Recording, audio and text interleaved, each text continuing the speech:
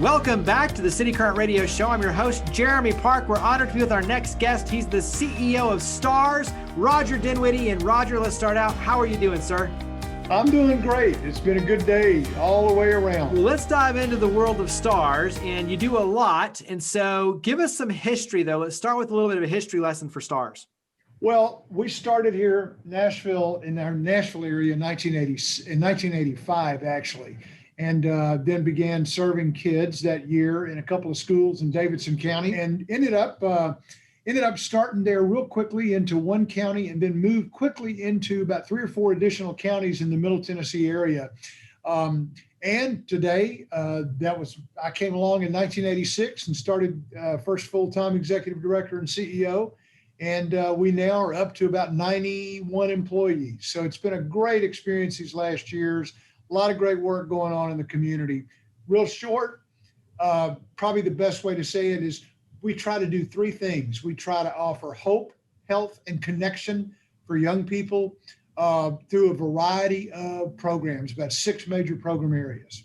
Yeah. And so dive into the different programs. We'll kind of take them in different pieces. But as you mentioned, K-12 is the focus. So let's start. And I'll let you kind of dive in. But I know bullying, substance abuse, there's a lot of things that you all tackle. And so go ahead and dive into the different programs. Yeah. The foundational piece of our work was what's called student assistance, which was based upon the employee assistance model for businesses. So essentially what our staff members do is they're on site in a school. Most of them are 5 days a week, full time, and they provide mental health and behavioral and mental health supports for kids. So that it constitutes, along with our straight up mental health supports, about 65, 66% of all the program services we offer. And that is in pre-K through 12 in 9 different counties in the Middle Tennessee area. Past that, the work in the schools also, we have a great program that's a part of our student assistance initiative called the Deaf and Hard of Hearing program, which is really a powerful initiative. There's only a couple of these things in Tennessee that actually are like this. The high risk, deaf and hard of hearing students are at extremely high risk, about 4 to 7 times greater actually for alcohol and drug abuse than their hearing peers. So one of the things that we do is we have a therapist who works in several schools, and now we've expanded that also west to Memphis, and also east, moving up that way. So we've got you can do anything in virtual world, and so we've been able to expand that, and it's been a great response to that. And then finally, the last really true school-based program is Kids on the Block. It's a really interesting time for KOB during the pandemic. They're not able to be in front of kids in schools during the puppet presentations, and these are life-size puppets. But they've done a great job virtually with 2 specific programs, a literacy program for 2nd graders here in the area. And so far, really fortunate, we've served almost 550-something kids in that area, through particularly Davidson, Williamson County, around the area. And then they also have a program that's addressing the issue of bullying for younger kids as well in 3rd and 4th grade, to help address that issue through kind of a 6-week program, using the puppets to help stimulate interest and conversation, and it's working really well. Stay on that thread, and then we'll bounce back to the student assistance program. But when it comes to bullying, what are maybe 1 or 2 of the major tips or bits of encouragement for students on that side? Well, it's really hard.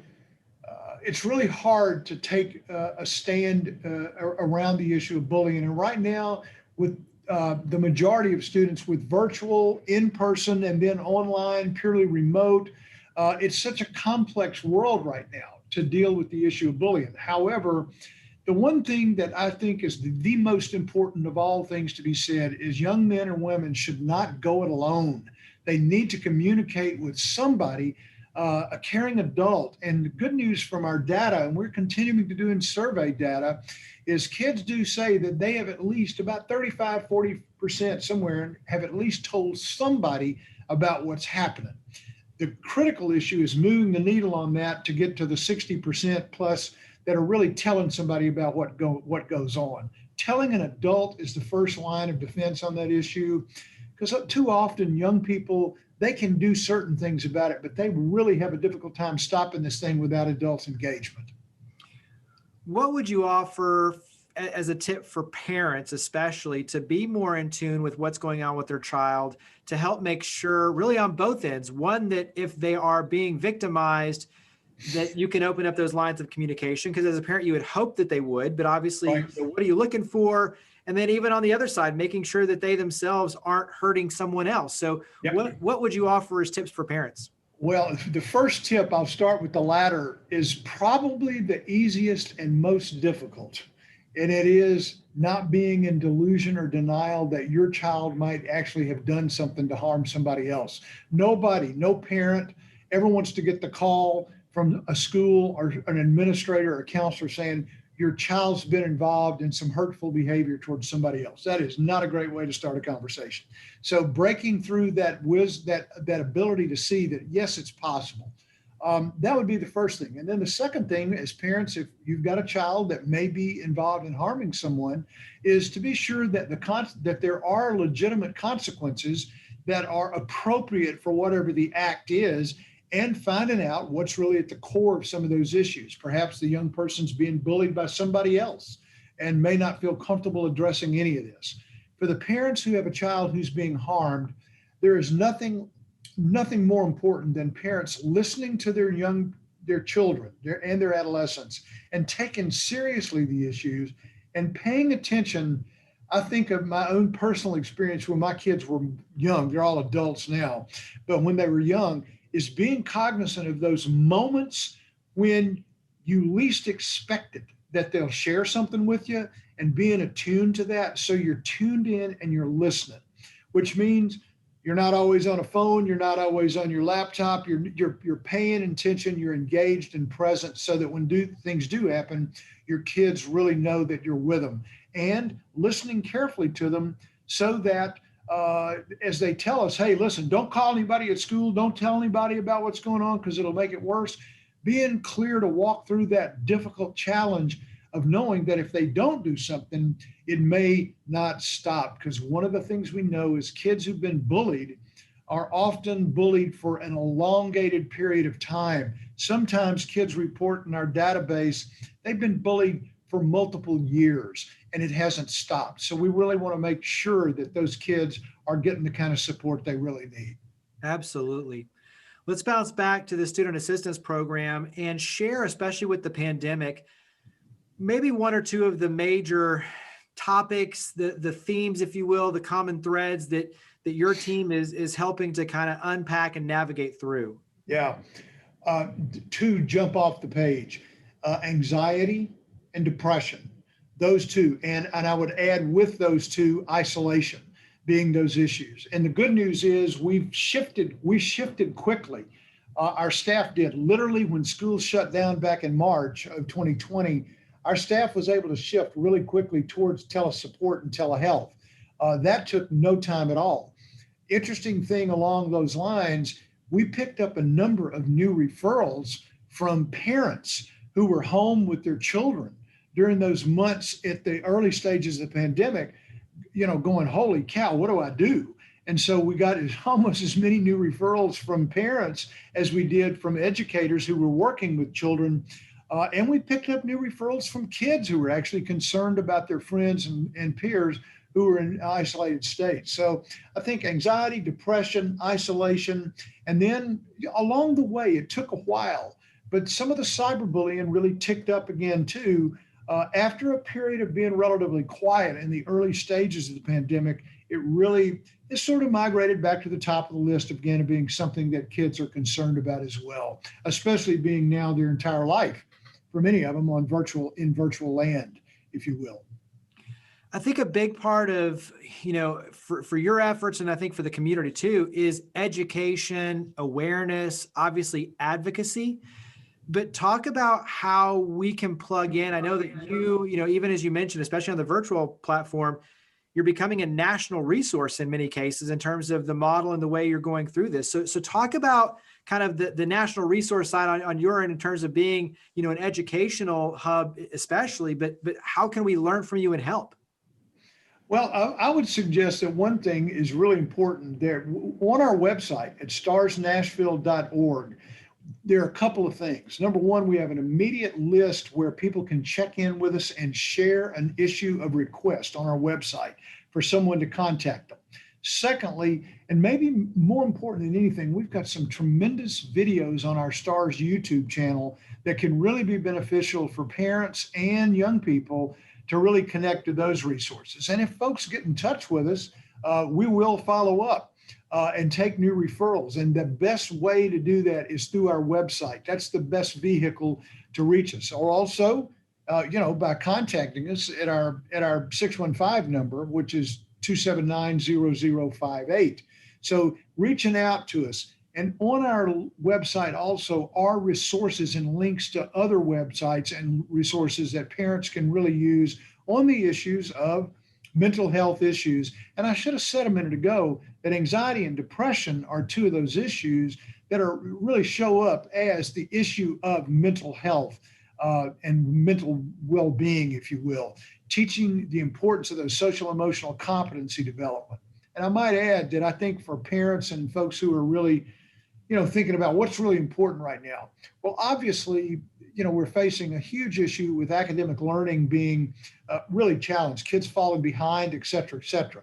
But as important as that are the social emotional skills that kids desperately need right now, while they may be virtual or all virtual or hybrid models, or whether they're back in school. Focusing on those, and I'm going to use that quote, soft skills has never been more important.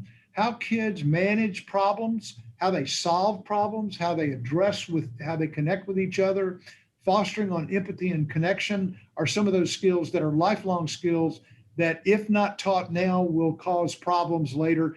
It's true. I mean, it's just no question about it. From an employer standpoint, we love hiring people who are smart and talented and skill-based. But at the end of the day, what gets people promoted and keeps them in a job is actually their social emotional skills. And in business, everyone knows that those are not soft skills. Those are things that are lifelong and important skills. Talk about training and also too just special events. I know that obviously it's hard during the pandemic, but talk about, kind of what's ahead on the horizon for training. Yeah. Training is picking up again. It was quiet for a while. We are doing a ton of work in restorative practices and using restorative justice as a means for schools to handle alternative forms of discipline. In short, using restorative practices to restore relationships where harm has occurred. So I know our training calendar is starting to pick up.